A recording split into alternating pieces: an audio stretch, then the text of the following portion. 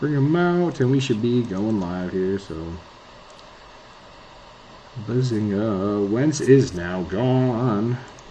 My prediction is still Jimmy Garoppolo and draft a rookie, which, yeah, might be Desmond Ridder. I think that would make sense. I like Ridder, especially after the Combine. Like, I always think he's been a good leader for Cincinnati, but some of the stories that kind of came out really make you like the guy a little bit more, in my personal opinion. We are live. Here we are. So, let's share this around here.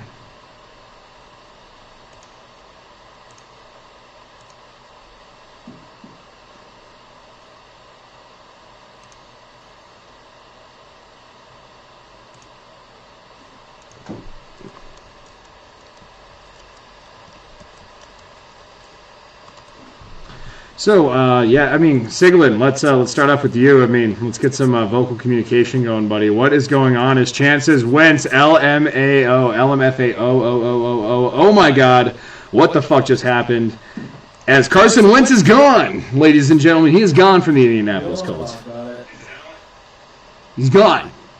What is up? The boy Chris Medina is up in here. Dude, we got like 8 people, and we got a surprising amount for a midday streamer here. We got 10.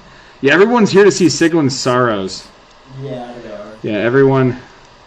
Same on here, you believe. All right.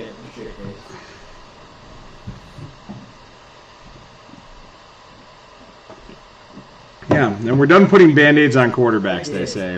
I thought he was going to be back, so I think that had we were getting by the season, could have been. The boy Lane, who is absent at work right now, says, Siggy, you down bad. Yeah,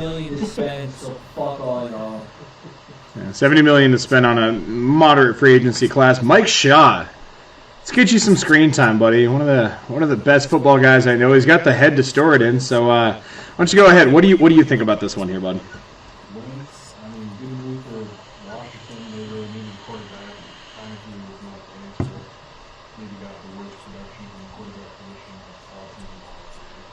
So once really clean up the trend of his last year, I think he has a chance to keep him around 500. Still need 2 more pieces to play. Still not a contender for Washington. I think it's really interesting that who the Indianapolis Colts will have as their next quarterback. I'm happy to receive what we did. What was the trade? So the trade, I believe, was a second rounder this year. This year's second, this year's third. We give them Carson Wentz and our second. And I'm just fucking myself, apparently. Third rounder could become a second rounder if Carson Wentz plays 70% of the snaps. 2 and a 3? Or 2 and a 2. Salary cap release? All right, boys, can you guys speak up a little bit? We're having some audio issues regarding y'all. Right in the mic. Is that better? Test 1, 2. Give me a thumbs up, Chance. Give me a thumbs up. Hard to hear Siggy and Mike.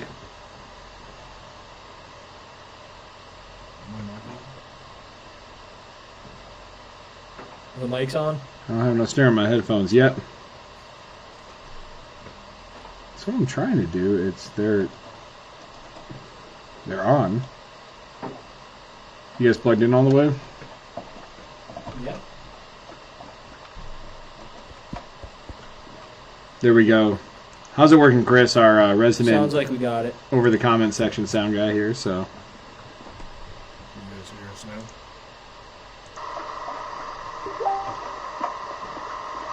There we go. How's it working, Chris? Our resident Sounds like we got it. over the comment section sound guy here. So. There's some feedback. All right. Sounds all right. Well, how you guys want to start breaking this one down? All right. So I mean, we're gonna do a mock draft, right? I think we're gonna have a mock draft up in this bitch here too. Yep. Yep. I got my So new 1.0 after all the fuckery. yeah, there we go. Now that we, I think Mike we'll boost you up a little bit here, but get you a little bit louder. These mics, you gotta deep throat them, get them right in the gullet here. All right, I got it pretty close. Just get them right in the gullet. But now I think what we're gonna do is we're gonna start off. We'll talk kind of about the combine, I think, through it. But I mean, just go through and we'll just do a mock draft. I think, because sitting with the combine here, we've had a couple of big moves. We've had, I think the biggest move was obviously Russell Wilson going to the Broncos. So, Mikey boy, in your best big boy voice possible, because of our sound, I don't know. You got Russ. What do you think about that? What is your reaction there? Broncos are back. It's been 6 long years. You guys, people that really are Broncos country, understand the struggle. We had a Joe Flacco year in there, the Drew Lock, Paxton Lynch, and as of today, we're sitting here with a all-pro level quarterback with some young talent around us. A lot of talent. Long time coming. Super Bowl 50 was so long ago. Super Bowl 48 was so long ago. 13 straight losses to the Kansas City Chiefs. But after all this, we finally got our quarterback. And it's just a great day for Broncos Nation, Broncos country. We here. Yeah, and obviously as a Raiders fan, I hate it. I absolutely hate it with all my heart. But I do think Denver kind of fleeced them a little bit on this trade here. They went in with no lube. Yeah, I mean, because what are you doing? You're getting a backup quarterback. You're getting a off-injured tight end who's, when he's healthy, he's a good tight end, but I wouldn't say, he's a game changer. He's not, that Kelsey, Waller, Kittle, like that game-changing elite tight end that we kind of talk about. And then Shelby Harris, while I love Shelby Harris, he's, 32, 33 years old. He's on the back end of his career as a defensive end. So you got, cap fillers. And then you turn around and, 2 firsts, 2 seconds, that's awesome. I think for Denver, it kind of harshens it a little bit less that this is a really deep draft. You still have a second, you still have 2 threes. You still got a lot of draft capital and a moderate amount of draft space, or cap space, in order to go out in free agency. So I think Denver hits their biggest home run, gets their biggest need taken care of, with some flexibility to really make a complete roster. So like I said, as a Raiders fan, I hate it, but I give this trade an A+ for Denver. Seattle, I think if you're going to signal the end, and this is the only team, as it was reported that Russ would approve going to, that they had a good package for. Because you would have think Washington or Philly would have given them better, as what was rumored. Yeah, especially with all the picks that they have. And then Washington going out and trading picks for Wentz today. So, I don't know. Deep draft. How deep is it, Siglin? We're going to get the 5th best quarterback in the draft. Yeah. Well, anyways, boys, let's start it off with number 1 here in the draft. Who do we have going number 1 in the 2022 NFL Draft? I think still after the combine, the tape he showed, the level he's played at, and you got to protect the future. The issue was they were letting him get sacked a lot last year. He was throwing a bunch of picks. He was under pressure. You need to protect him. You give him Evan O'Neal out of Alabama. So I think Evan Neal out of Alabama, I think he's the best tackle prospect. I don't know if he's the best, probably all-around tackle. You know what I mean? Usually there's just that one tackle who just kind of takes it, or that one player that just takes the cake as far as footwork, film, everything. I think Evan Neal is kind of a combination of he performed well at Alabama, but he's got the most potential. He's a mountain. He's 6'7", 350. He's athletic. He played at the highest level of college football, in the SEC at Alabama. What is up, Josh Lowe, from Low Bros Cards as well, showing some love here in the chat. But yeah, Evan Neal, I think I would pick him as my first pick, but I know, Shaw, you actually went in a little bit of a different direction, so I want to kick it on over to you, because I agree with Sig. I think Evan Neal does go number 1 because you protect the future. But what do you do? I went edge Aiden Hutchinson because Cam Robinson has kind of been their left tackle, and they just franchise tagged him. So I feel like the Jags might go after some edge. I could see Aiden Hutchinson. I do have him number 1 on my big board.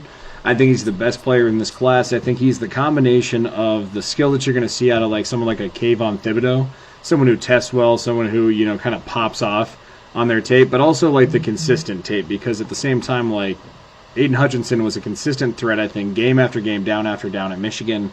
He's a game wrecker. So I think he'd be my number 1 player. I can definitely see if the Jags go out and they get someone like, I mean, if they get like a Teron Armstead, I think this automatically becomes Hutchinson. Like, you know, if tackle comes out of play for them, and also with them retaining Cam Robinson, I think Hutchinson grows more likely, but right now I'm keeping Evan Neal. I think Cincinnati pays Teron Armstead with a blank check. They have the cap space, because, I mean, let's bring up over the cap right now. Whoever the fuck it is. But yeah, Evan Neal definitely the safest pick. Well, I think Evan Neal would be a safe tackle pick, but also, I mean, with Icky and Cross, it really just kind of depends on what team scheme you're going for, because they're both top 10 tackles. I mean, not even in this draft, but traditional ones. A lot of people have switched Icky to number 1. A lot of people are talking Icky number 1 too. Siglin, I know you kind of almost went Icky number 1. What holds you back with Evan Neal? I think, is it the ceiling that you kind of see with him? I think it's the fact of you think of just the talent that he's played against over his whole career versus what Icky's had to deal with. Well, yeah, 100% when you're playing at Bama. I mean, you're playing, you know, Auburn. You're going up against other Bama players in practice, you know, guys who are practice squad, you know, and you graduate 2 years from now, those guys are going to be first-round picks, you know, so. Started at left tackle in 5 college football playoff games in 3 seasons. Yeah, you just have to look at it, and the tape is too good. Yeah, Josh, we'll get to your Broncos. Obviously, we'll talk a little bit more about that with Seattle's pick in our little mock draft here. But, yeah, I mean, obviously Shaw here is fired up. You know, like you guys got your quarterback. KC, we coming for you. AFC West is the toughest division in football. It's not even close now. I mean, it's crazy. You think they're all – I mean, I would go out on a limb and say all top 10 quarterbacks there. I mean, obviously, I know everybody's argument about Derek Carr. I'm going to sit on the table here, argue for him as a top 10 quarterback. But, I mean, even with Carr at 10, Herbert at like 8, 7, 9, kind of in that realm. Obviously, Mahomes and Wilson, have to, I think. Mahomes, rounds out the top spot. I think Mahomes is the best quarterback in football. I think now that Brady retires, there's not really a competition to that. I think you can throw up guys who maybe could be, but, I mean, they don't really have the numbers to back it up. The 4 AFC championship games, the Super Bowl title, the 2 Super Bowls. Like, Mahomes at this point is the best quarterback of this generation, just within 5 years, I think. But, at the end of the day, when you're talking Russ, you're talking a guy who still has a lot of tread left on the tires. So, like I said, easy enough to get back going on that, because that's all I researched yesterday was fucking Russell Wilson. I hate my life. Let's cook, Russ. Yep. But number 2, so I guess I would go Hutchinson here, but Mike, since you have Hutchinson going number 1, who do you have the Lions going with at number 2? You're kind of like the oddball here. We've shared our mock drafts, and ours stayed the same 1 through 5, it seems, but let's go with the oddball here. What do you got at number 2? I'm going with my favorite player in this draft, the number 1 recruit in the 2019 recruiting class, Kayvon Thibodeau, University of Oregon. No way, Javion Thibodeau?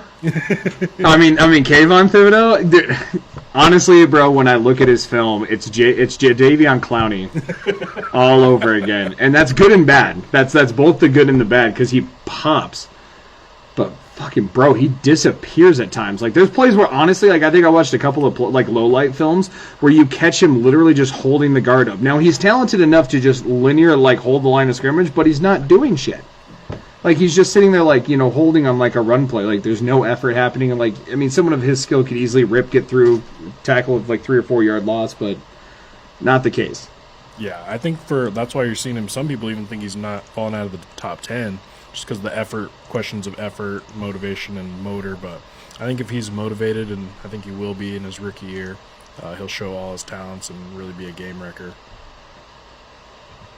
Sig, what do you think here? I mean, obviously we talk Hutchinson. We already kind of go over him. If not Hutchinson here, I mean, do you think Thibodeau is a number 2 player? Oh, yeah, definitely. I mean, he had an amazing combine. It boosted his stock. He was quick off the edges. His 40 was right up there. And his agility turn, the fight drill. Guy's a disruptor. As someone who's watched him, Oregon fan, dude is a monster, and it really shows a difference when he's not on the field with us. We went from being ranked to unranked quick. Yeah, My problem with Thibodeau is I think with his combine, he jumps up. I'm trying not to be biased on him and give him just the Jadeveon Clowney wash at this point. So I'd go with him at number 2, in this situation, just because I think the lines you already kind of addressed. Sewell, you have bigger needs, especially along the defensive line. But, I mean, that's a young, hungry team. They had the worst pass rush in the NFL. They had the worst pass rush in the entire NFL. How unfortunate for the Lions, too, being back up in the top 2 without a franchise quarterback with as good of quarterback drafts as we've been seeing the last few years. It's just got to suck. They need one. Goff. Maybe they're waiting for Williams. Next year, yeah, they might be right back here in the top 5 next year, waiting to draft JT from Ohio State or Bryce Young. JT Stroud. Or CJ. CJ Stroud. You think the Lions will be back picking top 5 again next year? I would bet on it. You don't think that Dan Campbell group gets a little bit more talent somehow, bites some kneecaps and gets 5-6 wins, moves themselves into that 7-8 pick area? Without a few big free agent moves, most likely top 5 next year, I think. Let's see, what do they even... still paying Goff a fuckload of money. Well, and that's the stupid part, was taking on that contract. I mean, I know you got the picks for Matty's staff, but... That contract was not worth it.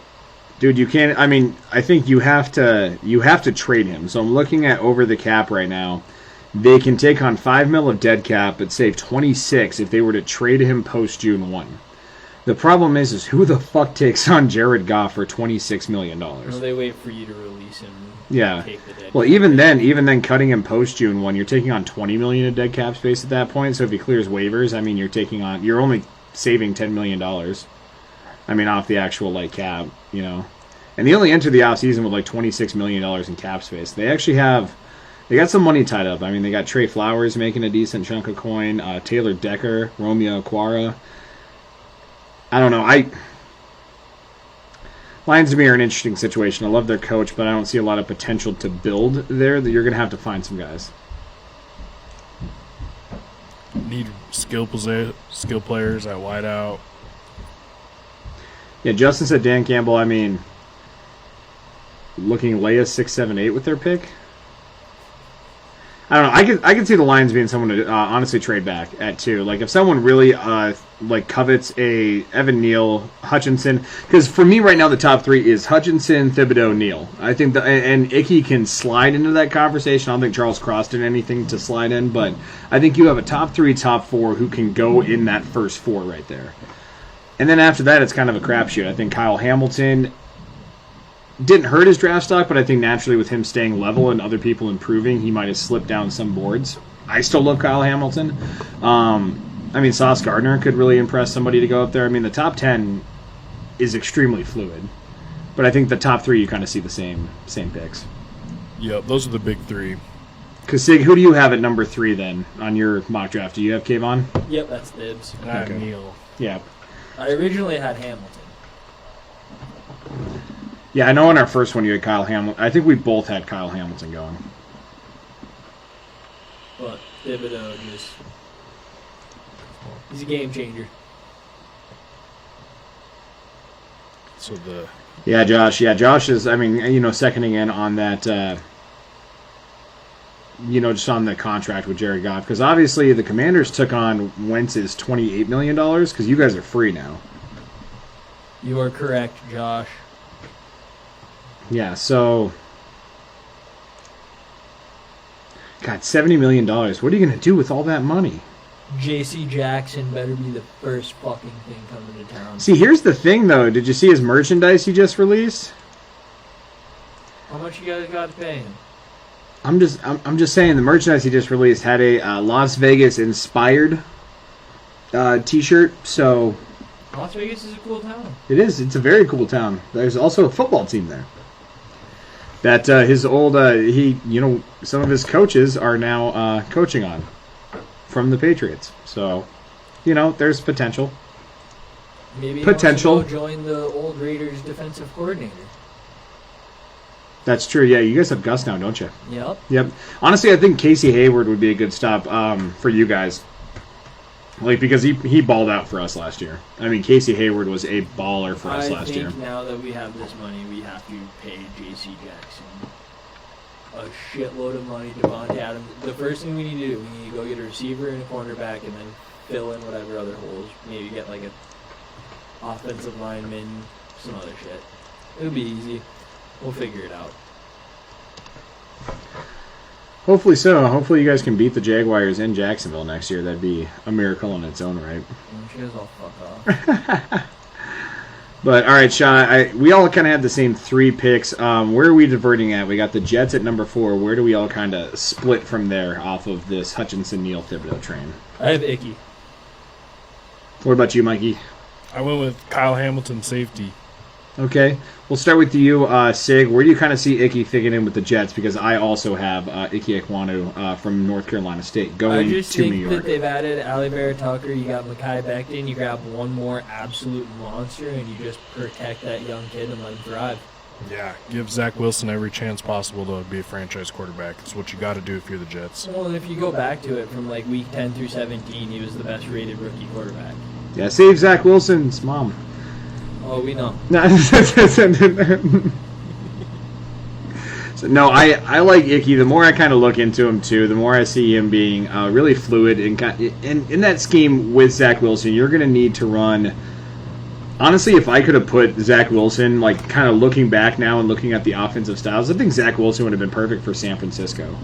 You know what I mean? Like, just like he's accurate on the run. He's agile and quick enough to be able to play around outside the pocket, but he's not going to be your menace of a quarterback like Trey Lance has the potential of being. But I think if I'm just going offensive fit to quarterback, like fitting them to the quarterback, I think Zach Wilson, running that type of, play action, shotgun, very West Coast side-to-side offense would be something that I would look into for him personally. And so that's why I think Icky here probably fits better, because you have a really, really athletic offensive line. You're talking Ali Tucker, you're talking Mekhi Becton, and Icky just tested better than Charles did. Honestly, he's just a little bit more athletic. So, and he's jumped across for me, and he and Neal are pretty close. They're very 1A, 1B. But what about you, Shaw? I mean, for your tackles, what's your opinion on that? I know you went safety, but for the tackles, where are you kind of power ranking? Yeah, I perfectly agree with you there. I got Neal, Ekwonu at 2. I just think more athletic, more upside, but Cross still worthy of a top 10 pick, but I would slightly give the edge to Ekwonu over Cross. Yeah, I think Charles Cross is firmly the number 3. Like, I think it's now firmly like 1, 2, 3. So Trevor Penning is still just right there. Just right there. I think I put him firmly in that 2. Like, he's a day 1 starter, but he's not a. I guess in my traditional evaluation, I wouldn't top 10 him.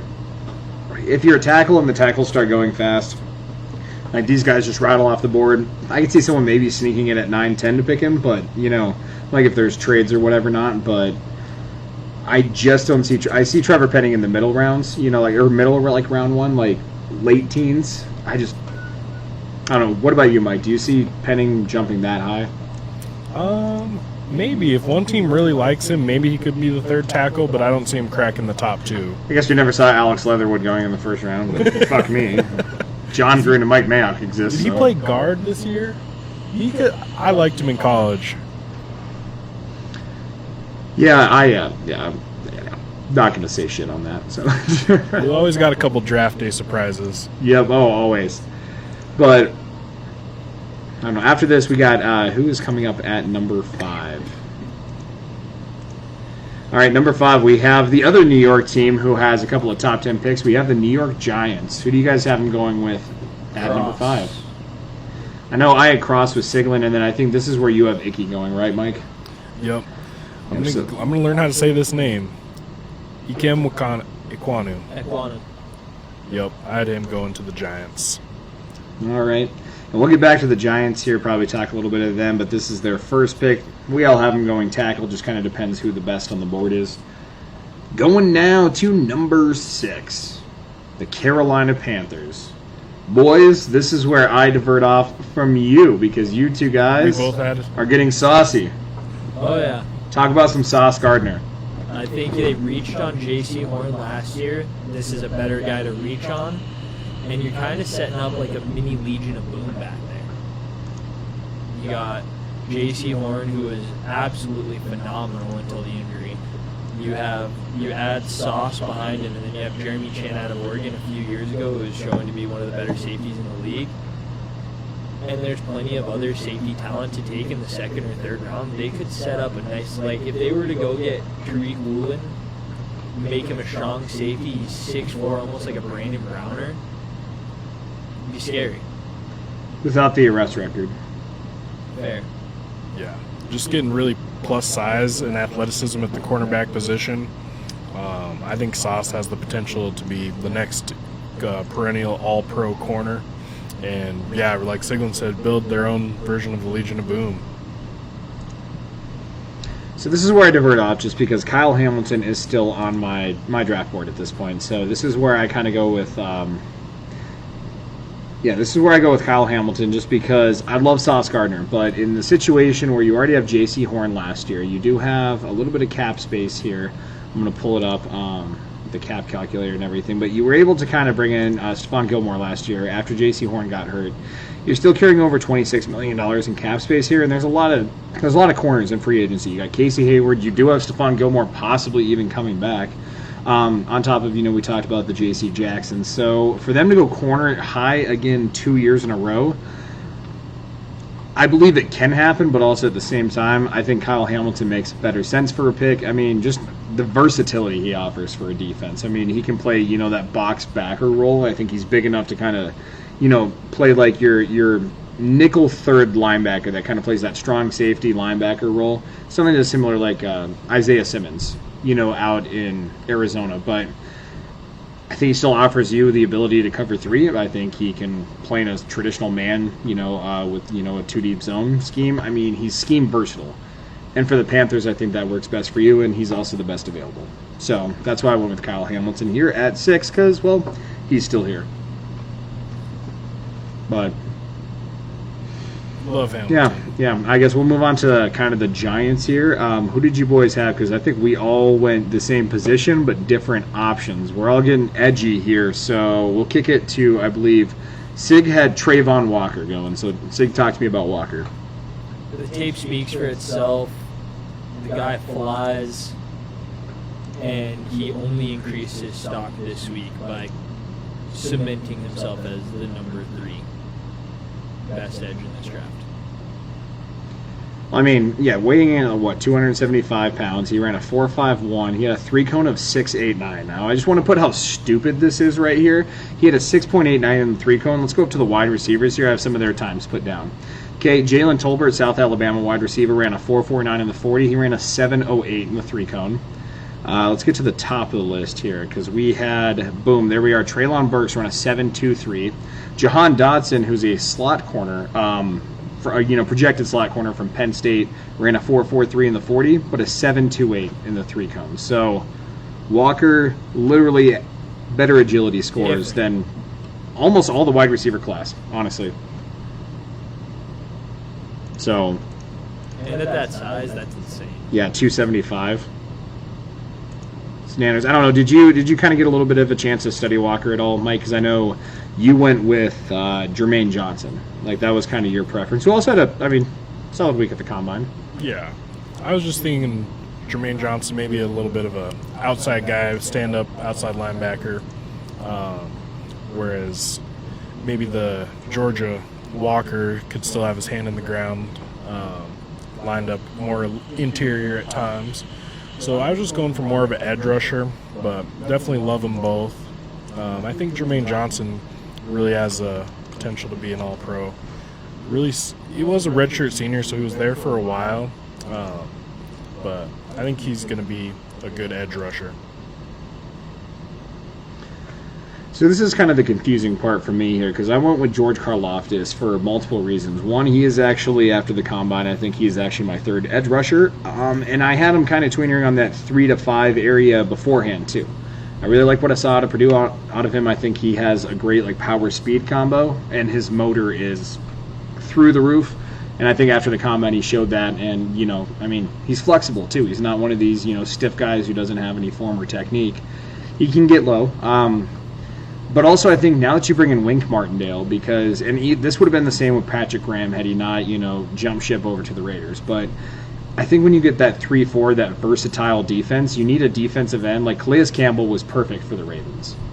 You know what I mean? He was good enough to play that 4-3 DN role, but in his heart, like he's versatile enough to play that 3-4 D tackle or DN, which is half D tackle, half defensive end.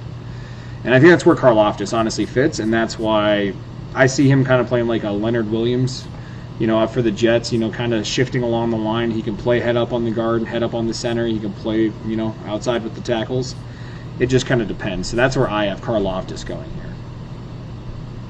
Just because of the scheme. Talent fit, it works. Yeah, we all had the Giants taking a tackle, their first pick, and their second pick. Yep. We know their needs. Yep. Well, I think that's their needs, is rushing the edge or protecting the edge. One more shot for Daniel Jones. Yep. If he doesn't do it this year, they're probably moving on, I think. Well, especially with fucking Brian DeBall in the building. Coach Dabo is going to be... Do you guys think they're set at wide receiver, aren't they? they got Kenny Golladay. They got some talent there, but also wouldn't be surprised if the new regime wants to maybe add a Garrett Wilson, maybe. Not in the first round, but I think in this class they could get somebody if they start to fall. Like you start to see someone like Drake London goes into the second for some reason. I see that happening. Yeah, all the wide receivers were still here if they were tempted. Speaking of wide receivers, Sig, this is where you have your first one coming off the board at number 8. Well, Talk to me about our first shocker. I think this is our first shocker because I think we all kind of. It is a gamble here. It is. Oh yeah, gambling, man. It's a gamble because they just lost a player due to gambling. So we're going to be taking Traylon Burks.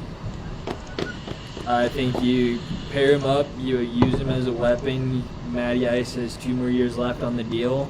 Might as well try to stack it up while that division sucks.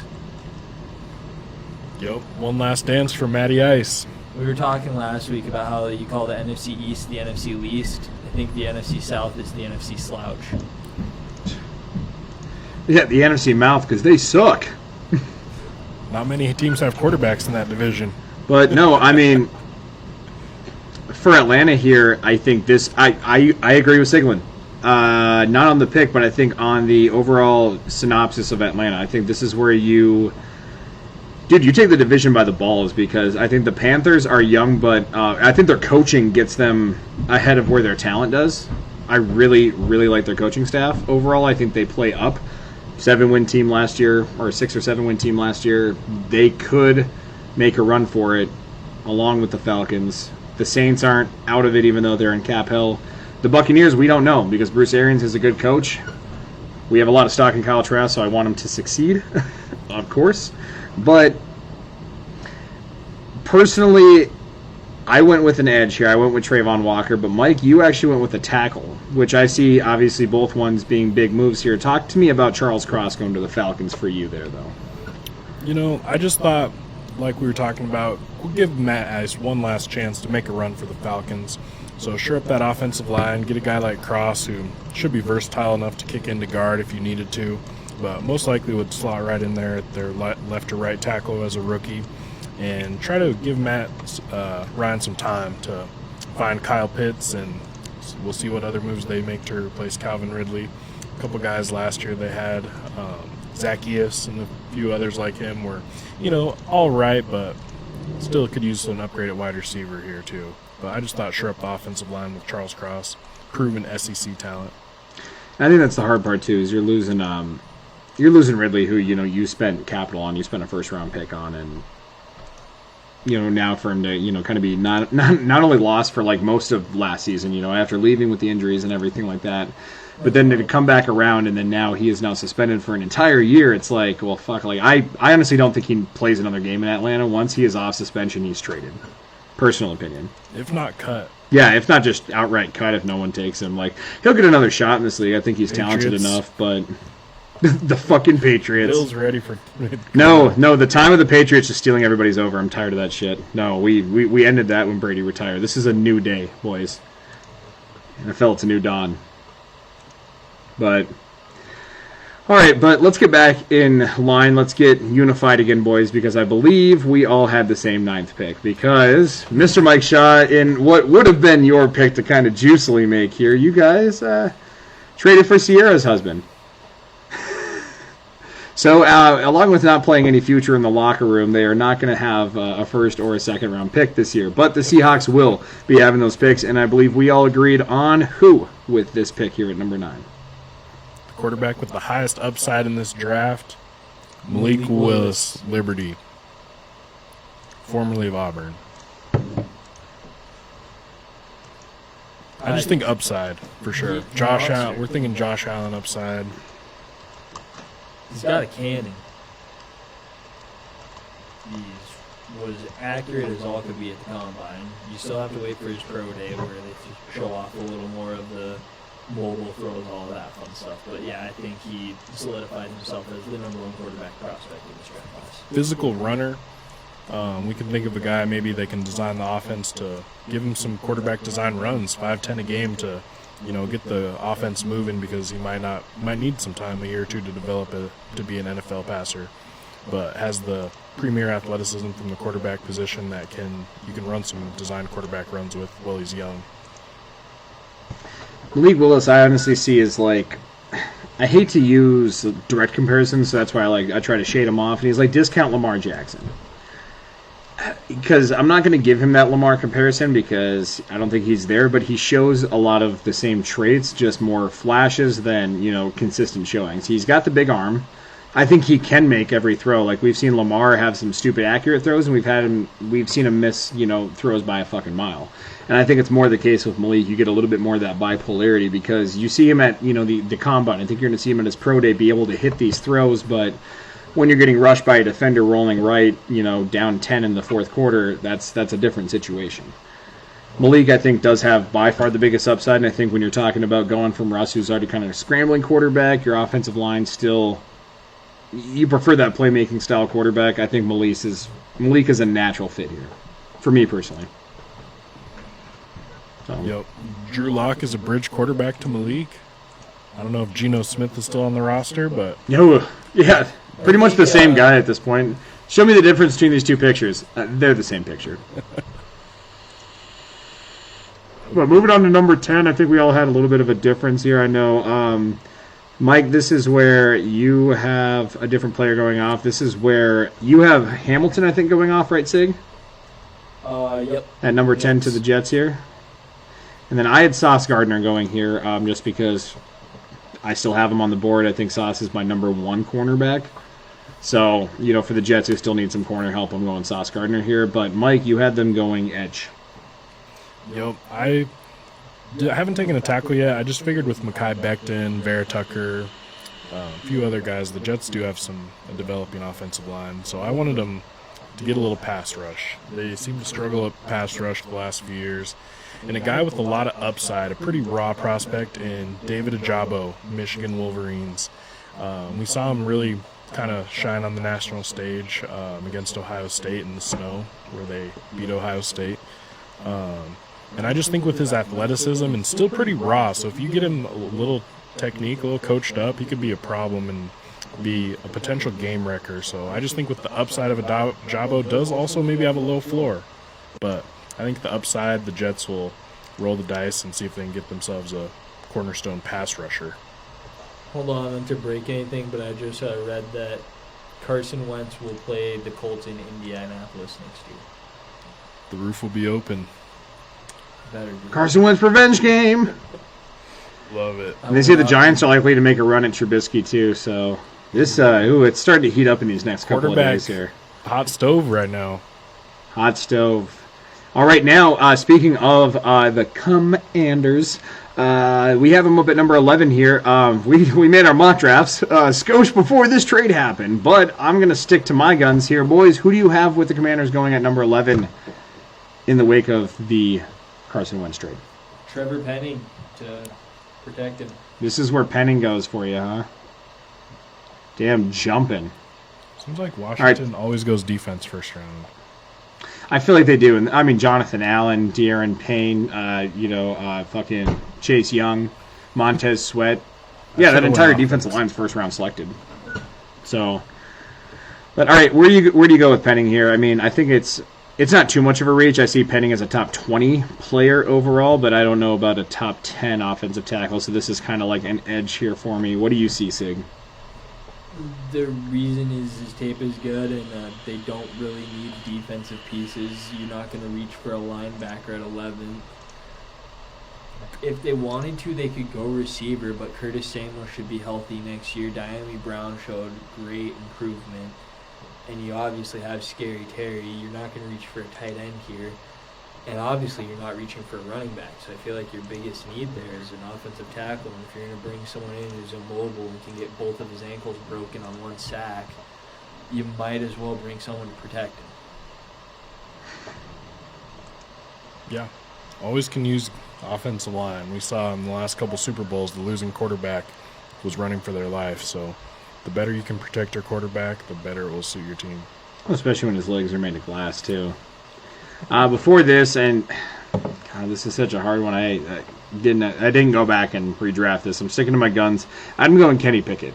Just because I think, dude, Pickett's a gambling quarterback. I like him. I like his moxie. I like the chances he takes on film. I think he improves year by year. I think he's still a project, but he's my number 2 quarterback, and I have the Washington Commanders really desperately needing a quarterback. So barring, this was barring any sort of trade. I don't know where Wentz. I think this drops their need for quarterbacks. So, I mean, since we're in the room of a mock draft right now, honestly, I could see Derek Stingley here, just because I have him available on my board. I had him going my next pick to the Vikings, but yeah, we'll just move him up one here, and we'll throw him to the Commanders.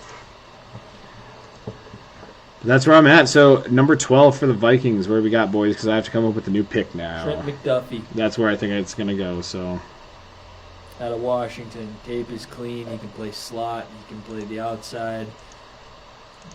One of the best overall. He's not like one of the most sure tacklers, but coverage, and if they're not catching the ball, you don't have to worry about him tackling. Mike, where were you going here for these guys? Because I know the Vikings, you were a little bit different as far as corner. I had Trent McDuffie too, and I agree with that. I think McDuffie's actually probably fringes on my number 2 corner. I like his tape better than Stingley, but Stingley had that great freshman year, and he's just got better size. But you went defense. You went Devonte Wyatt out of Georgia. Yep. I think they could use a corner, but I just really like Wyatt has the potential to be a great pro. And I think he can be a difference maker for the Vikings on defense and maybe get after Rodgers and maybe push them over the hump, barring Cousins and other factors. But I just think like Wyatt's upside, and I don't think if he was still there at 12, I think the Vikings would take him. There we go. All right. Number 13 for the Cleveland Browns. We'll get juicing on this a little bit here. Where do we have the Browns going at number 13? Carloftus. This is where you have Carly going off the board. Mike Shaw, this is where you have Treylon Burke going off. Yep, replace Odell Beckham. Yeah, but the Browns could really use another guy to stretch the field. Should get some good opportunities one-on-one with the defense's focus on Nick Chubb. So I think give Baker a vertical weapon to maybe push him over the hump, because Baker is kind of on the hot seat now too. You know what? I think he rises, and I think that the potential of throwing the absolute explosive combo of Myles Garrett next to Jordan Davis makes him my selection here. So I think, because I'm now reworking a draft on the fly here. And Jordan Davis is just who I have. He's high on my big board. I think he jumps over Devonte Wyatt just because of his combine. I mean, you can't, while I discount the combine for throwing too much towards a player's stock, when you test that stupid big at 640 or at 341, running a 4.7 840, having a fucking 10-foot, broad jump, 34-inch, 36-inch vertical, something like that, I think that's where you jump. That's where you get yourself jumping into, end of round 1 conversation firmly into the top 15. And this is, like I said, I had him next pick going to the Ravens, so I'll have something else going here. But yeah, this is where I'm putting him. Yeah, I heard Jordan Davis. Todd McShay said today that Jordan Davis was the top 5 best combine performance he's ever seen in all. Yeah, he's on the Mount Rushmore. He's up there with Calvin Johnson, Adrian Peterson. I mean, like, the combine performances of ages. DK, you know, I mean, fucking, like, yeah, just stupid. But all right, boys. 14. Siggy, we'll kick it back to you. Where you got? Who's at 14 for the Ravens? Truz. Well, that's Stingley. Ooh, a little no-fly zone. Team him up with Marlon Humphrey and Averett. I That'd be dangerous. seriously think that they do it just because of the tape that he has against Jamar and the fact that they have to face that man 2 times a year for the next 10 years. Yup. You want someone that's going to help you out. But the other issue is I think Jamar has gotten a lot better since the last time Stingley's covered him. And I almost think Stingley's digressed a little bit as to when 2 years ago he would have been the number 1 corner if he could have went to the draft. Where now it's like he's 3 on my board instead of 1. That's fair. So Stingley, obviously, I already have off the board at this point. Mike, where did you have the Ravens going? Are the Ravens losing Bowser? I know the Ravens have some good edge rushers like Owe and Bowser. But I just thought Trayvon Walker was too good to let slide past 14, bolster the pass rush for the Ravens. Trayvon Walker, edge from Georgia. So this is where I'm going to have my third Georgia lineman go off. This is where I have Devonte Wyatt going. Obviously, I think Jordan Davis was my pick here for that bigger style defense, but I think Devonte Wyatt still fits in. I think he showed a lot of athleticism. Big boy. A lot of athleticism. Like his combine's kind of getting overshadowed by Jordan Davis's, and that's kind of a shame because I'm trying to pull up his numbers here. Hold on. That's how you beat Alabama. They have 3 top 15 defensive linemen. Yeah, I mean that'll do her there. Yeah, so Devonte Wyatt, I mean, he ran a 4.77. You know, had a 29-inch vertical. He's a good player. 9.3 foot broad jump. So good combine, really good combine for a defensive tackle. Someone who has, I think, the speed and agility to move out to that 3-4 DN in the Ravens scheme. So I think he works probably a little bit more interchangeably. Like I said, Davis just kind of jumps in for me after that combine performance. Unfortunately. So. I'm echoing some of the fierce. We good? Yeah. Justin in a second window up, and he's giving us sound effects, and he's like, no, sorry, I got like 3 tabs open, all with you guys on it, running at different times. Love you, Justin. All right, moving on. We have the first of the 3 Philly picks. Where are we going, boys? So I think this is where the other Georgia D tackles, because I think, Siggy, you have Wyatt, and Shaw, you have Davis, right? I switched it. It goes Trayvon and Wyatt. Yep, Jordan Davis couldn't get past 15. This is where I have Jermaine Johnson going. I think the Eagles have to address that defensive line to go along with Javon Hargreaves. And, Jermaine Johnson, great edge. I think he's someone who obviously the versatility enough to either play D-end or outside linebacker, depending on kind of where you're wanting him. And I think they just need help on the defensive end. Brandon Graham has been on that D-line for, it seems like 15 years. So forever. Great replacement. Forever. Still balling, though. And who do you guys have going with the next round of Eagles picks here? Mine would be Devonte Wyatt the second round. Trayvon Walker and Devonte Wyatt. 2 Georgia players love to play together. That would be a dirty pass rush with Fletcher Cox still there. Well, especially if they already... Hargreaves Yeah. might be the best defensive line in the league. So because I went Davis for the Eagles at 15 for 16, I went with my third corner off the board, Andrew Booth Jr., corner from Clemson. So this is where I'm going with, obviously making it on the fly. I actually had this guy going to the Eagles at 19, so I'm just going to move him up to 16 here. Tyler Linderbaum. I think they need someone to replace Kelsey on the interior line there. I think Linderbaum not only had the best center rated season by PFF in 2020, he back-to-backed it and topped himself in 2021. The dude's a monster. He beat Tristan Wirfs in the high school wrestling championships. I mean, he's an Iowa lineman, so he's built strong. He's a wrestler. I mean, this guy just checks, I think, every box with the exception of he's not 325 pounds. Like, he's going to have to play in something like the Eagles, zone heavy, very quick scheme. We're going to outrun you. We're going to beat you that way. But I think Linderbaum fits perfectly with the Eagles. I have a good NFL comp for him. Who? One of my all-time favorite linemen, Travis Frederick from the Cowboys. He reminds me a lot of Travis Frederick, his college tape. Sounds good. All right. Yeah, Travis Frederick, I think it's a great comp. Where you have, so you have Andrew Booth going here. Are you still have Jermaine Johnson on the board then, Siggy? Yep. All right. Let's go to number 17 here. Where you got the Chargers going? Jobo. Give it a Jabo. All right. Speak to me about it, Siggy. What you got? I just think that you're right. He's played second fiddle, and that's what he's going to continue to do over there. With Bosa? With Bosa. Yeah. So he's great at playing the second fiddle. He knows his role, but he's also someone that you could stretch out to an outside backer and not have to play the DM position. And I just like him. His tape was good. He was quick. I believe he did pretty well on his agility drills, if I'm not mistaken. And he's smart. Dude's been a starter for 3 years at the collegiate level. Still new to football, too. No, I think Ajabo, gobs of potential. Just gobs of potential. Kwity Paye vibes, honestly. Like, Kwity, very much a prospect who I think just because of Michigan, because of just the build of player they are, because of a little bit of rawness that can be morphed. See a lot of Kwity in this. Who do you have, Shaw, at 17 here? I went with Carloftus. Because Chargers could use some pass rush.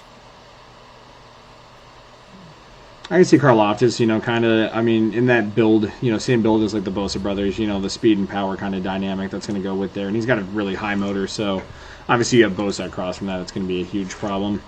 I went with Trevor Penning. This is where I have Penning go. Like I said, I think he's a top 20 player. I definitely think he's the fourth best offensive tackle out of Northern Iowa, and the Chargers need a tackle. I kind of played with edge, but I have a lot of the edges going before this, and my next best edge, at this point would be David Ajabo, so I can see that, but like I said, in this situation here, I think because the drop for me between going to a David Ajabo, Arnold Ebiketie, Cam Thomas, Boymoff, some of these other edge rushers I have a tweener second, first round grade on. I don't think the jump is that much down to where my next best tackle is Bernard Raymond out of Central Michigan, and then Daniel Falali after that. So, and my drop is just steeper there. So I think going off of need, I think they go tackle here, but I think edge is where they go next. Who do you boys got for the Saints? I think I'm pretty sure I just matched you with this one because I didn't know what to fucking do. So we went with Drake London. Ooh. I went with wide receiver, too. I slightly gave the edge to Garrett Wilson here at 18 to the Saints. Garrett Wilson. So where do you guys think the difference is? Talk to me. Shaw, we'll go with you first. Where do you think Wilson goes over London and every other receiver for you? It's so close. It's such a toss-up. I just think Garrett Wilson, with his pedigree of being the number one wide receiver in his high school class, being a 3-year starter at Ohio State, he's proven. So I think that's got to speak to his work ethic and just overall talent. I agree. Whereas Drake London was kind of a guy who flashed this year and maybe has a little bit higher upside with the size, but it's a toss-up for me, and I slightly gave the edge to Wilson.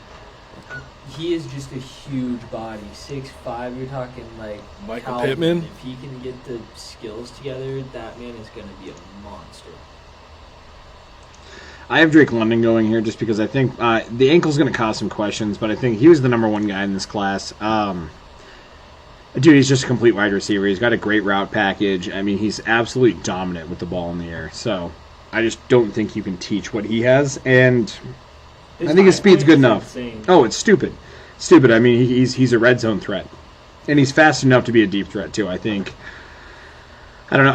I have him slightly ahead of Garrett Wilson and every other wide receiver here. I just think he's my wide receiver one, and I think he goes to the Saints here, and he starts what ends up being a wide receiver just train going off.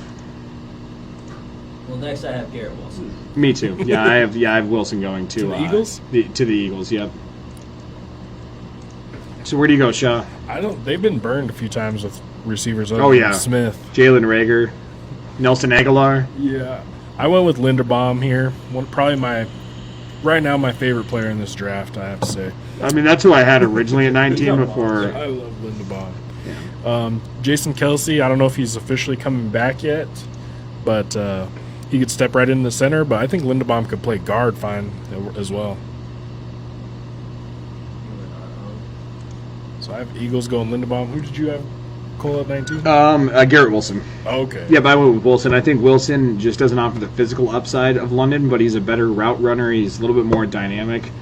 Just kind of depends what you want, but I think with Devonte Smith already there, you got to get a big-bodied receiver to kind of counter that because you already got your slick and crafty route runner, your primary possession one.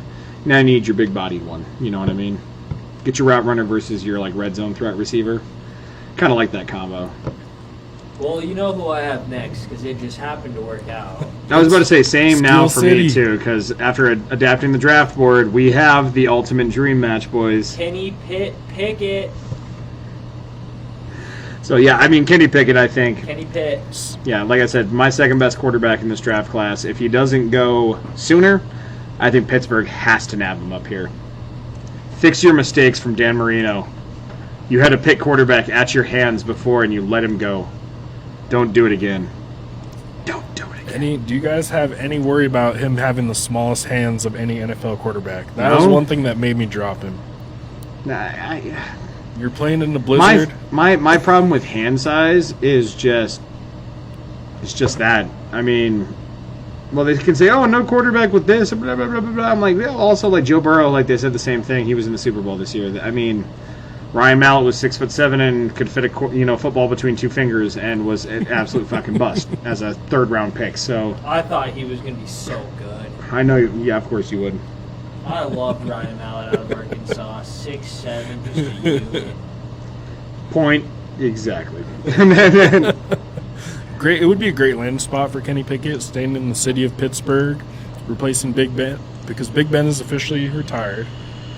Big need at quarterback for the Steelers.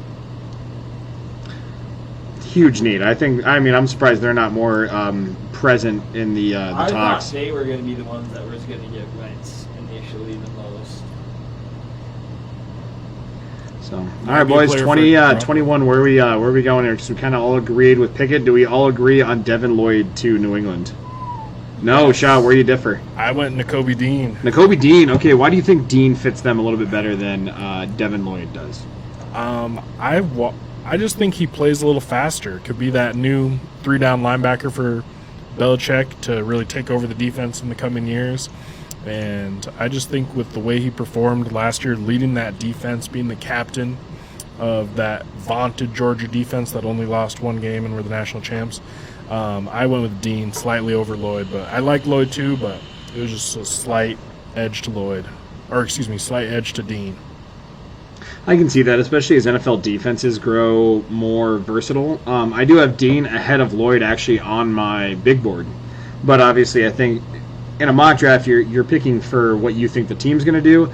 And the Patriots, while they do pick the best player available, I can see them having a better pick for Lloyd just because being a traditional team-leading, 4-3 middle linebacker who kind of led the defense, he's produced high. I just think versus Nakobe Dean, I can kind of see them going for Devin Lloyd a little bit more, but Nakobe Dean, would be the 1B pick here. I think they have to go linebacker. So... But Siglin, that's where we have him. Any last words on the Pats pick here? I just think Devin Lloyd he's different. I think the fact he may not have ran as fast as he did in the combine, but his game shows him faster. Yeah. Football speed. I think he plays incredibly fast, but we'll see what happens there. So, Raiders. Select. I'm going with Chris Olave here. This is the pick I had originally. And even with the way the board goes, I think Olave impressed at the combine. I think his route tree. Originally, you had Wilson.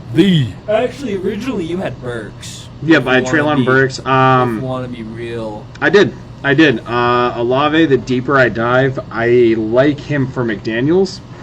Burks and Olave are 17 and 18 on my big board. So let's be clear here. They are a hair apart, and Jameson Williams is at number 20. So I don't have a lot of space between the three receivers. I think Jameson, healthy, if he tests at the combine, is hands down the pick here. But I think the injury question and his ability to come back from that, being the speedster that he is, because, I mean, let's be honest here. We have possession with Renfro and we have possession with Waller. What we need now is what we were working with last year before a fucking just misfortune happened and a guy made a stupid mistake, and now we don't have Henry Ruggs anymore. So my almost immediate thing was to go get the next Alabama speedster in Williams, but I think Olave showed enough speed that I think Olave is the pick here. But I could see Burke or Williams. I think we go wide receiver round 1, though. Especially if Penning's gone. If Penning's gone, I can see maybe another tackle, but if Penning's gone, wide receiver easily. I agree with you. I think Chris Olave is the safe bet there, and honestly, I think he's going to slot in right away and give Renfro will still be able to find his holes, but he's going to be your one-on-one nightmare matchup. Oh, yeah, I agree. I think Olave kind of comes in there as like I mean, there's no real like true like Devonte Adams #1 receiver in that offense, but yeah, Renfro's your zone beater, because last year, I mean, he still played decent, but I mean, he's not a guy who gets double covered and beats coverage. He's 5'10", $185. Like, you need to draw that attention elsewhere, and I think you get Olave, who's already professed his love for the Raiders. He's already said he wants to go to Vegas. He wants to be a Raider. It's just kind of a natural match at that point. Yeah. And I think also the high character guy that you also hear about Josh McDaniels talking about bringing into Vegas because of the talent they're in, Olave kind of just fits everywhere. So do you see Olave, Mike, or do you see somewhere different? I'm starting to reconsider my pick. I'm going to stay with my original pick, but I do agree with you. The Raiders really do need a game, a field stretcher, vertical threat, which Ruggs was, and so a replacement for that. But I had Zion Johnson, offensive line from Boston Definitely College. Could see Zion going there too on the inside. Bolster that run game for Josh Jacobs and help Carr. But I could see wide receiver as well. Yeah, Zion's my #1 guard, especially after the Senior Bowl and the Combine. I just think he's leaped Kenyon Green on everything. Tape, Senior Bowl, Combine. I mean, yeah, he just didn't play in the SEC. That's all. So, Siggy, any last words on the Raiders pick here, buddy? No, I mean, honestly, the biggest need is probably cornerback, but all of the premier names are taken at this point. They could go Kyler Gordon because he's still on the board, but I just see... We handle that in free agency, I think. I think you see J.C. Jackson or Casey Hayward come back, or you get someone there premier to take the corner position for the Raiders. I agree. But there's also a lot of the deepest this is in free agency is receivers. That's true, and same with the draft. So this is why this is post-combine, pre-free agency. This changes in 2 weeks dramatically. Post-free agency will be a lot different. Yeah, honestly, I could very much Zion's someone I always have on my top 5, top 10 list for the Raiders picks here, because if we go out and we address wide receiver and corner in free agency, like say we go out and get J.C. Jackson and then trade for like a Brandon Cooks or something like that, like all of a sudden we're sitting here like, okay, we don't need that anymore. We don't. But moving on to 23 here, Sig, I know you have Kyler Gordon. Yep. So talk to me about Kyler, the other Washington cornerback next to McDuffie. He goes and joins a legion of other Washington DBs down in Arizona. And it's honestly the biggest need. It's not like you need to add to the offense. Their running backs played above what they should have done last year. They have a great receiving core, so much so where it's almost 5 deep. And you just added defensive linebackers last year, and your issue is you guys need someone that can lock down that slot. They don't have a real good slot corner, and that's what I think Kyler Gordon brings to the table. I think so, 100%. I kind of want him going a little bit different here. I think A.J. Green disappointed last year, so with Garrett Wilson still being on my board, I thought that was... Or no, Garrett Wilson is not on my board. I have to redo my fucking draft. I'm going to go with Treylon Burks. Actually, no, come back to me. Fuck it. I'm gonna think about this one. Mike? Because they have Rondale Moore, Kirk... Yeah, maybe no receiver. All right, let's refigure this. I went with McDuffie. And that Leslie kid, he balled last year. Well, like I said, I'm remaking mine on the fly here, okay? So who'd you have, Mike? I went with McDuffie, cornerback from Washington. I think they'll go They could use a corner. Cooper Kupp owns the West right now. I think I'm going to go with McDuffie, too. Or not McDuffie, Kyler Gordon, because McDuffie's gone in my draft. So we're going to go with Kyler. But yeah, I think Washington corners, it's enough said there, pretty much. They're one of the most safe plays you can get if you want an NFL-ready player. No, hands down. They've been whipping them Yeah. out, man. Kevin King, a bunch of them. I mean, they truly are. I mean, you're not wrong. They turn out defensive backs like it's absolutely crazy. So Taylor Rapp, Yep. Super Bowl champ. Buda Baker. Byron Murphy. Ooh, Kevin King. West Coast DBU, no doubt. All right, boys, to America's team, we have the Dallas Cowboys. Who you guys got? I got the Man. team. I'm reconsidering thinking of maybe giving them a wide receiver here due to them cutting their. Is it fully official? Do they? Well, because Gallup's a free agent and Cooper's looking to be. So, assuming at this point, and you You could cut assume, Cooper I mean, yet? dude, we're going to have a new mock draft in 2 weeks. So, Yeah. assuming right now what we know is Amari Cooper is going to be gone. Yeah. Traded or released. What? You make CeeDee Lamb your number one. Quincy Wilson showed out last year. They just franchise tagged Dalton Schultz. I think the biggest issue is still just their interior linebacking. Like you added Micah Parsons and look what that did for you last year. But he was a DN most of the year. Van Der Esch will be coming back too, I think. I think Leighton might be a free agent as well. Ooh. I just think Nakobe Dean is someone you pair up with Micah Parsons and they kind of have like a Lance Briggs, Brian Urlacher feel to them. Yeah, I could see wide receiver or stand-up linebacker, middle linebacker. I went with a guy that I really love his talent, who was kind of underwhelming in college, but I think the talent is there. And DeMarvin Leal, Texas A&M, really shined in the Alabama game. God, talk about a first-round talent with fucking both first and third-round tape. I mean, literally. Effort level questions. Yeah. Yo. Oh, I think that's the big one. I think if you get a guy who can light his fire, dude, because he can shift all over the defensive line. Like he's big enough to and explosive enough to play D tackle, but I think he's also quick enough to play the end in some bigger sets. Not so much pass rushing downs, but he's a run stopping D end. So I could see Leal. I don't like him that high, but I could definitely see it. Yep, stay in the state of Texas, playing for America's team, could be a good fit. Well, with my reconfiguration here, this is where I'm going to drop in David Ojabo. Just because, like I said, the edges in this class, the thickness of the group of edges we have here, because for me, Ojabo kind of drops off because before this, my last edge was Jermaine Johnson. I have Jermaine Johnson about a half point probably above Ojabo, and I still have Ojabo ahead of like Arnold Ebikite out of Penn State, Cam Thomas out of San Diego State, Boy Moff, Myaji Standards, Drake Jackson, Nicky Bonito out of Oklahoma. Like these other guys who I have is like these premier. The second and third round could be something, but they have a lot of questions. Ojabo goes right above that, and I think he works so Parsons can get back to linebacking because he's too quick and too talented. I think to just throw his hand in the ground, but I mean that's kind of what happened last year just with injuries. They didn't have a pass rush. So once they get a pass rush, then they can start getting creative. He's a DN some plays, but I think he needs to be playing linebacker more because it's better for the defense. Especially when you had Jalen Smith playing good and then disappear out of nowhere.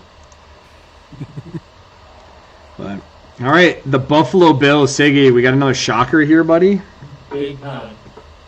Da-na-na, da-na-na. And the player that the Draft Network ranked 133rd, the Buffalo Bills select Brees Hall. Ooh. getting breezy in here. Feel a slight breeze. It's their need. It's the only thing they need. Their offense is so one-dimensional. Like, the runs that whoever the running back was doing. against- Singletary Yeah, Singletary. and Zach Moss.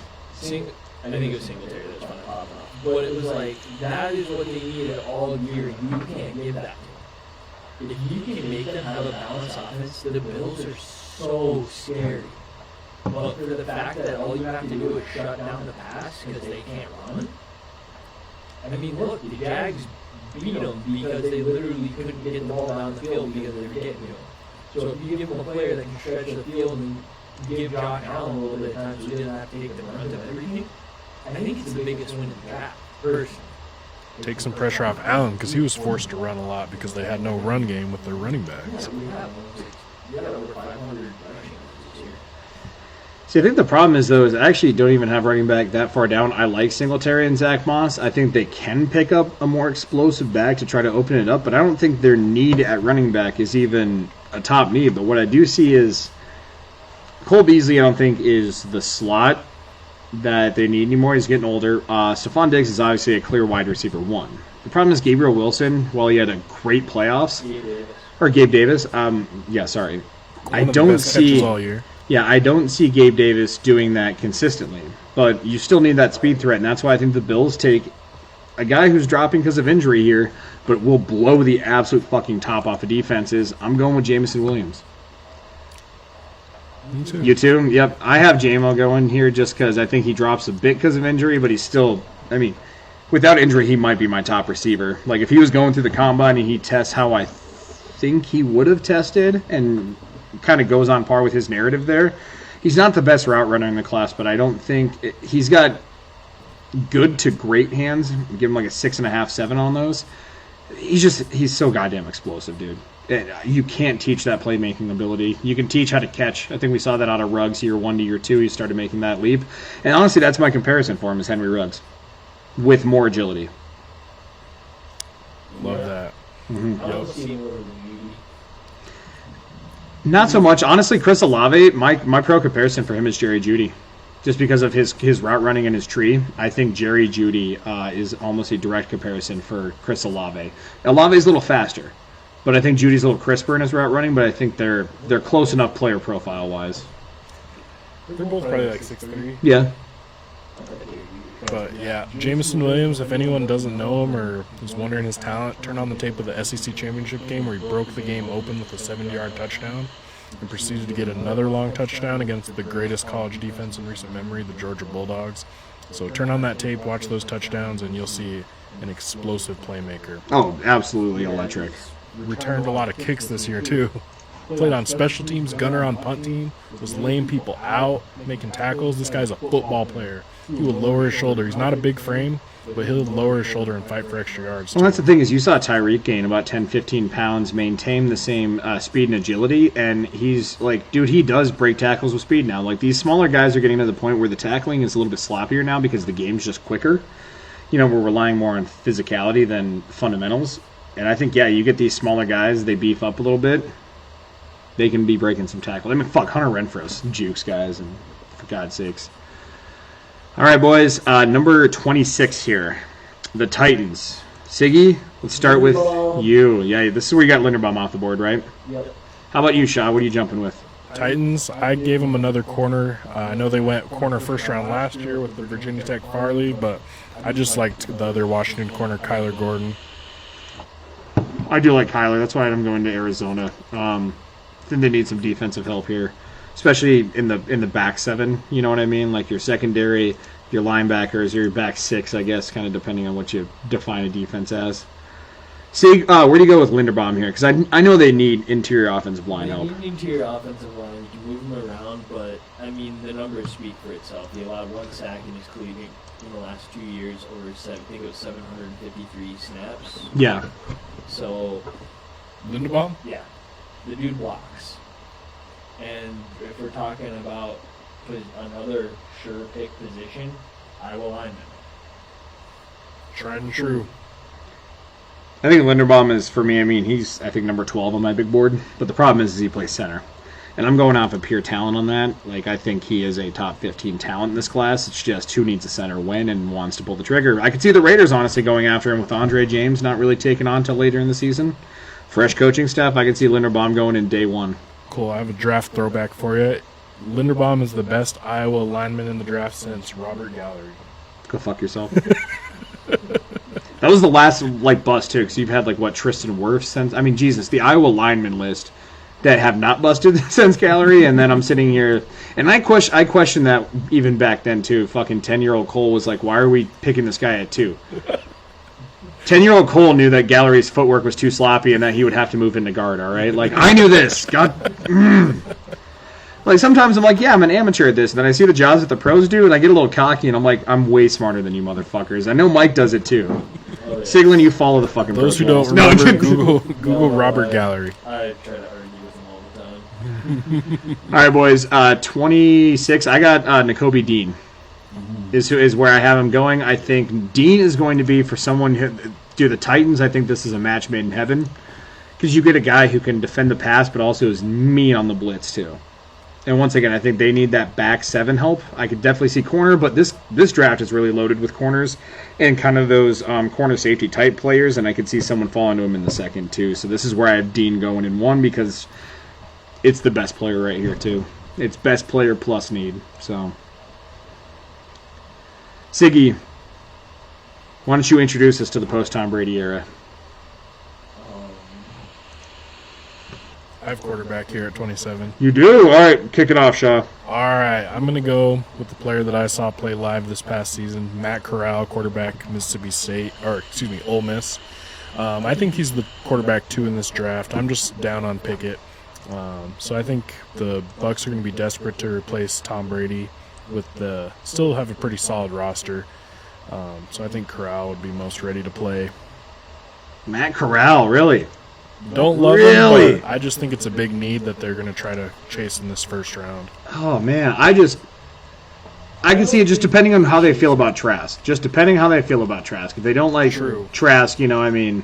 Generally, anyone who sits under Brady for a year picks something up. Look at Jimmy G. Look at Brissett. Look at Cliff Kingsbury. Matt He's a fucking head coach now, and the guy backed him up back in 2004. Remember Madden 2K5? He was Brady's backup. What Does he have a Super Bowl ring with him? Maybe. Yes, sir. I believe he does. Cliff Kingsbury Super Bowl ring? Let's see. Let's go ahead and go on the good old Google machine Is here. he Texas Tech Yep. player, too? I think, he was Texas Tech in college. As a player, oh, no. He was with the 03 Patriots. You got to be fucking kidding me. That is even better. Oh, yeah, the non-playoff Patriots. Wow. Yep, 6th round pick in 2003 out of Texas Tech. Pick 201. Did not, unfortunately, have the same success as pick 199. But he was on the Saints, Broncos, Jets, practice squads, the Bills. He also played for the Cologne Centurions of NFL Europe. And then the Montreal Alouettes and the Winnipeg Blue Bombers before he started his career as an offensive quality control coach at Houston. Fun random fact of Cliff Kingsbury. Cliff I Kingsbury. wonder, did he coach Mahomes? Yeah. He was Mahomes' college coach. Yep. Yeah, that's why he got the fucking That's why job. he got the job. Yeah, that's why he got the job.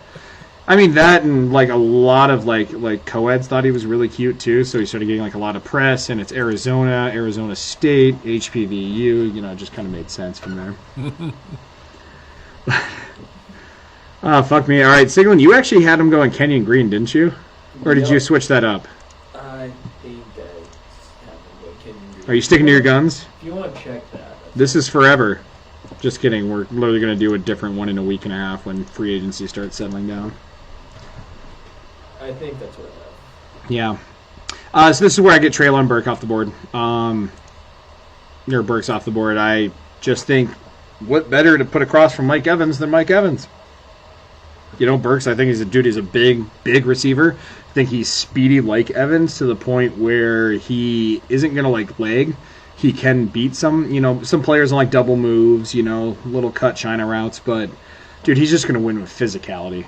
Just overwhelming physicality, and who better to polish that skill set from than a guy who's had 8 straight 1,000-yard receiving yard seasons? You know what I mean? Like Mike Evans, I think is the most underrated receiver of our generation. Oh, He made fucking Jameis look good, homie.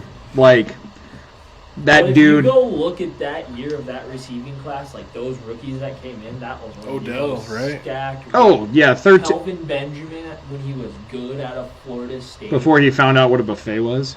Yeah. Gave her on. But all right, let's go with the Packers because breaking news: Aaron Rodgers is staying because he's fucking staying. I've been saying this for a while. I kind of flirted with the possibilities of, maybe he's going here, maybe he's going there. But Pat tried hard to get him to go to Italy.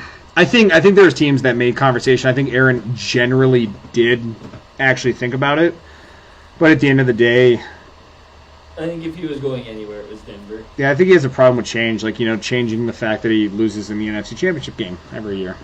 Can never beat the 49ers. No, Justin's talking some shit about Forrest in the chat here. But I want to change my pick from Christian Harris because I just realized I still have him on my board. from Christian Harris? Yep. All right, who's your pick then? Jermaine Johnson. Oh, you do. You still have Jermaine Johnson on your board? Yep. I mean, that's like me having Trayvon Walker fall out of the first round of my first mock draft. LOL. Literally. All right, Christian Harris, honestly, I think is a round one talent, but because of his just mental fuck-ups on tape, I think he goes day two. I think he's at the combine, he's a round one talent. If he could play smarter, he's a round one linebacker all day. But for draft sake, I think we're late enough that his tape's going to be against him, and he's gonna drop. Shaw, who do you have going to the pack here? I went with Christian Harris, too. You did go with Christian Harris? Okay. 3 sacks in the national championship, but yep, inconsistent at times, but the talent and the tools are there.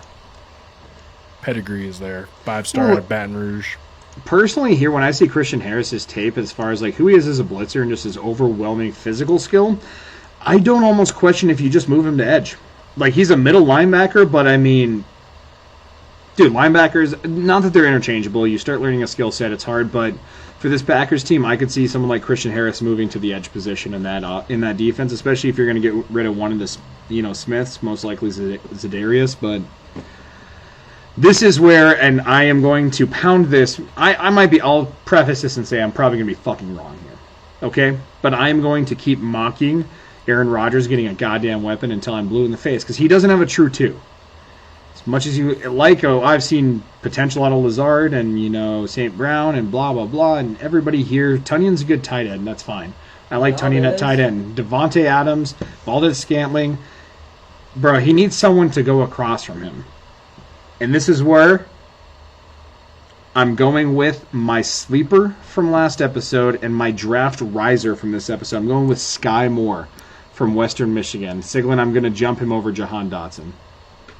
We were arguing about that earlier. We were, and I'm going to jump him here. I think when you're talking just rivaling ability, you're talking a big-ass possession receiver in Devonte Adams. He's got lightning-quick routes. Dude, who better to polish off and learn the game from than that for Sky Moore? I mean, someone who I think had an amazing combine. He's a round one wide receiver for sure now.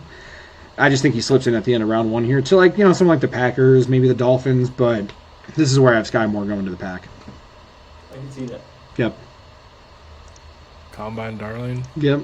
But I just think that the salary cap, the hits that they're about to take and trying to fill those holes of moving those players, I think that's a bigger need than the wide receiver, and especially when you still have Amari Rodgers, who we really haven't got to see anything out of because he's been this season. Once again, I like receiver for him. I'm going to be wrong about this till I'm blue in the face. That's fine. I wish they'd just go out and draft a round one wide receiver, like a playmaker, someone day one who's going to come in there, not someone you're waiting on. Like MVS has these flashes, and he's like, oh God, where did that guy come from? No, I want a guy who walks in day one and kind of know what his fucking name is. Like I said, give me an actual receiver besides Devonte Adams. But I mean, Devontae's there. You're just asking for luxury at that point. You do need to rebuild the defense.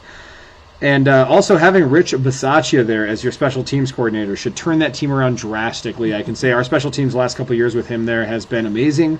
Obviously, miss Coach Rich, but I do love the McDaniels hire. But I think they turn it around there. If I don't go Sky Moore, I definitely go defense. Hands down. But I'm just... I'm going to speak it into existence. I'm going to manifest this shit.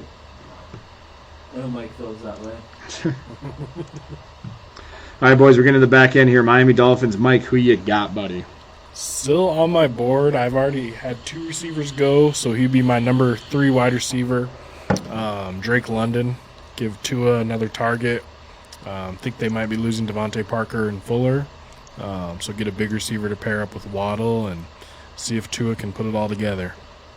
I have Jameson Williams here, teaming up with his old teammate Waddle.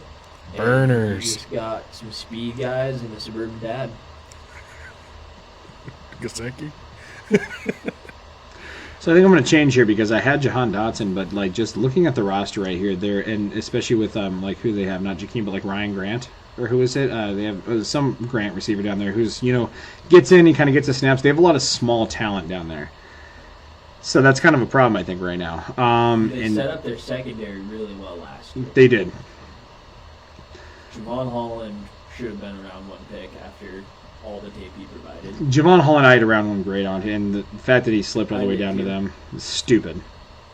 But wide receiver here, if we're going to go with a shocker, I mean, someone who is rising up my draft board pretty heavily. Here's going to be my shock round 1 here. I'm going to go Christian Watson from North Dakota State. I think Watson has all the tape. Dude, he's fast. He's agile for a 6'5" guy. He's a little bit skinny, but he actually I think he plays a lot stronger, and he's physical with the ball and has an extremely high catch point. That's who I would see the Packers taking over Sky Moore. Yeah, the only reason I have Sky Moore is just because they already have Devonte for a big-bodied receiver. MVS is tall. Lazard is tall. Equanimous St. Brown is tall. They need small speed. They had Randall Cobb, who's, I don't know if he's back next year. You know what I mean? I'd So imagine. that's why, I flip it here. I see the Dolphins of having nothing but speed. You need a little bit of height, so that's where Christian Watson from North Dakota State goes for me. I like it. Yeah. I like it too. All right, we all had receiver going. Where do we have the Chiefs going at number 30? Kyer Elam. Corner. I'm going to steal that pick, too. I think Kyer here, just because of the versatility he offers. I could also see Dax Hill out of Michigan. I had Dax Hill be in my first one initially because I had Kyler Elam going to the Buffalo Bills. But I think if Kyer is available, the Chiefs don't even second it because that'll be their number 1 corner. He'll pass up what Jerry Sneed is. Yep. I had Dax Hill here, safety Michigan. I think they addressed the secondary. Tyrann Matthew is a free agent. But I could see corner as well. Supposedly ties to Baltimore. Nice. I hope that happens, Lane. It's like, get him the fuck out of my division. It's a new year, Lane. AFC West up for grabs. You let him know, text him right now. Yeah, just to have the fucking 4th best quarterback coming in and win it with the Raiders. Y'all gonna be so pissed off when that happens. Just like this year. Like, oh, who's the wild card team? Oh, the Raiders, actually. Weird. I got Kyer going. Yeah, I think they need help on the defense. Bad. I mean, that's what's holding them back at this point. Their offense is set. I mean, Mike Williams feasted at the game that I went to. Against the Chiefs. Called barbecue chicken. Oh. Mike Williams just signed an extension yesterday. Taxpayer receiving lead. $20 million a fucking year. Can you imagine that, boys? It's nanners. All right, 31 to the Super Bowl losers, the Cincinnati Bengals, who Joe Burrow got absolutely ransacked in that game. Where do you guys have them going? And it better be offensive line. Zion. Yeah, I switched mine here. I'm actually going to go with Bernard Raymond out of Central Michigan. I think you need a tackle. Bad. Well, I think they're going to go interior because you're going to have Reef, who you just paid. He'll be healthy next year. You're going to pay Armstead whatever he wants to get the deal done. You've already tagged Bates, so you don't have to worry about that. Well, then when Armstead gets signed, I'll fucking change it next time, all right? But right now, they don't have a tackle. I'm going with Raymond.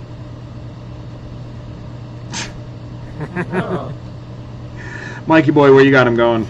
I went with the interior offensive line from Texas A&M. Kenyon Green? Kenyon Green. Yep. Kenny Green's good. I just, like I said, I mean, everything post-draft that I've seen, and honestly the tape I think is a little bit better towards Zion too, but Kenny Green's, I mean, he's still a top 50 overall player, you know, in my opinion. He made my top 50 big board. Yeah, if Zion somehow fell, it was still available here at 31, I think the Bengals would take Zion as well. That's right. He's not available in your draft, so Yeah. Yeah, that's where I have Bernard going. I have Zion, unfortunately, falling into day 2 just because it's really hard for me to get behind running backs and guards now in round 1 because you just don't see it very often unless the team need is just clearing or a team reaches. If I'm going to be fair here, because I think even Najee last year, while it was a big board quality pick, and I think it was perfect for the Steelers, I still think drafting a running back just, like I said, it devalues it because unless you get someone truly legendary like a Ezekiel Elliott or McCaffrey coming out, a lot of the running back talent you can find deep. Michael Carter, round 3 or 4. Yeah, no, I mean, well, in my running back big board, you have someone like Pierre Strong Jr. who could even fall into the 5th or 6th round. there are some guys who have a low grade. Like Bleacher Report has him at like a 121 on their big board. Like Scouting Inc. has him in the late 180s. So you're talking like he can absolutely fall. And I mean, he showed to be a good receiver in college. He was a workload back for South Dakota State. No injury history. Very smooth runner, quick cuts, and he actually ran a 4.37 at the combine. So like, late talent. Jerome Ford from Cincinnati is another guy. Hassan Haskins is someone who fell off from Michigan, who could be a great day 3 pick. And then James Cook from Georgia, Dalvin's little brother. It shows discount Dalvin ability. I think his problem is just getting the carries and staying healthy, but... Maybe Brooks really boosted his stock. Yes. And that's... Yeah, I don't even have Brooks on my current top 10, and I need to reevaluate because I did running backs, 4 or 5 days ago, so, yeah. Yeah, Kenny Brooks definitely jumped up his stock. He had a great game. He looked good. He was moving fluid. He was reading the blocks really well. I think that's why, like I said, I just don't see a running back round 1 in this class because we don't have that legendary. Only reason why I see Brees going, and again, they could potentially skip out on Brees and get Walker because Walker's a cunt hair under. But the fact is that Brees will not be there that late in the second round. Oh, no. No, Brees goes early, too. I mean, I could almost see someone trading up because the second round is almost like... I love the beginning of day 2 because it's been this overnight clusterfuck between... Yeah, it's this day 2 clusterfuck of all guys we've had these tweener grades on or these day 1 grades on, and we're like, oh shit, who's gonna get picked up now? Or the Raiders, last year the Raiders going up and picking up Morig was something I actually got for once. It was something I wanted, and it happened.